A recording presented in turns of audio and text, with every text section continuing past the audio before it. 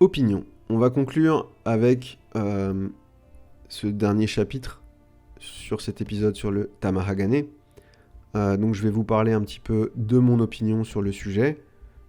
Donc il y a une énorme différence entre les katanas faits au Japon et les autres, en Chine, en Corée, ailleurs. Je n'ai pas tout testé. Même si les fabricants asiatiques et occidentaux sont parfois très compétents, après 4 ans, je pense vraiment que tout est question de qualité et d'expertise en artisanat et forge. Les sabres du Japon, pour Batodo, que j'ai essayé, étaient tout simplement les meilleurs en qualité de forge, matériaux, équilibrage et répartition du poids.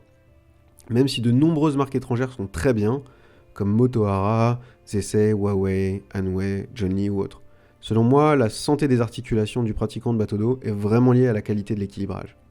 Et la correspondance entre les mesures du Shinken et la taille morphologie du pratiquant est la clé. Donc comme le vin français, le Tamahagane, c'est un Châteauneuf-du-Pape, un Dom Pérignon ou un Pétrus. On ne peut pas le copier, c'est un chef-d'œuvre, mais vous pouvez proposer autre chose pour différents goûts culturels et niveaux d'appréciation. Ceci n'est que mon avis et mon retour d'expérience sur mon parcours Budo, et toutes les longues recherches sur le sujet Tamahagane. C'est de loin le sujet le plus délicat et le plus difficile à comprendre du point de vue métallurgique, historique, culturel, marketing et martial que j'ai pu approcher. Je pense que toutes les marques sont excellentes et peuvent être utiles aux pratiquants de Batodo du monde entier. Les aider avec un budget faible ou élevé à pouvoir s'entraîner et un jour peut-être pour les plus dévoués à acheter et avoir l'honneur de posséder un Gendaito Shinsakoto moderne du Japon.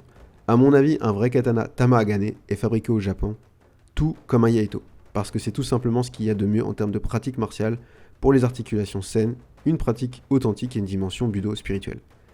Car le temps ne respecte rien de ce qui se fait sans lui, des artisans japonais consacrant 1 à 2 années à la fabrication d'un sabre ne peuvent qu'en faire un outil martial supérieur comparé à un travail à la chaîne industrielle réalisé dans une usine avec même qualité de matière première à notre époque.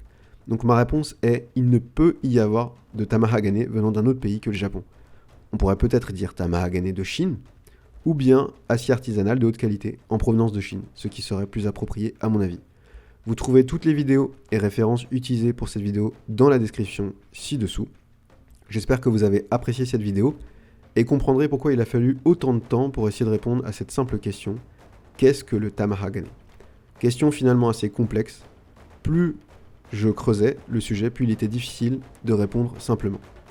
Je comprends bien qu'une vie universitaire entière serait appropriée pour essayer de répondre correctement à cette question.